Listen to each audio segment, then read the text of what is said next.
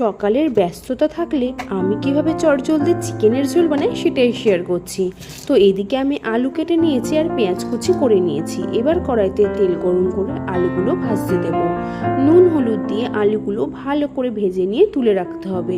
এবার সেই তেলে গোটা জিরে ফোড়ন দিলাম, দিয়ে পেঁয়াজ কুচিগুলো দিয়ে দেবো। তো পেঁয়াজটা হালকা ভাজা হয়ে এলে তাতে এবার দিয়ে দিতে হবে টমেটো কুচি, কয়েকটা চিরা কাঁচা লঙ্কা। আমি আজকে চিকেনটা কাঁচা লঙ্কা দিয়েই বানাবো। এবার চিকেনগুলো দিয়ে ভালো করে নেড়ে চেড়ে দিয়ে দিতে হবে আদা রসুনের পেস্ট। এবার দিয়ে দেবো এতে কয়েকটা গুঁড়ো মশলা, যেমন হলুদ গুঁড়ো, খুব সামান্য লঙ্কার গুঁড়ো, বেশ কিছুটা পরিমাণ জিরে গুঁড়ো আর নুন দিয়ে আবারও ভালো করে কষিয়ে নিয়ে ঢেকে রেখেছিলাম 10 মিনিটের মতো। তো ঢাকনা খুলে দেখলাম চিকেনটা হালকা সিদ্ধ হয়ে এসে জলও ছেড়ে দিয়েছে। এবার এতে ভাজা আলুগুলো দিয়ে আবারও ভালো করে কষিয়ে নিয়ে জল ঢেলে ওই 15 মিনিটের মতো ঢাকনা দিয়ে রেখেছিলাম। আর তারপরে দেখলাম চিকেনটা কিন্তু সুন্দরভাবে রেডি হয়ে গেছে।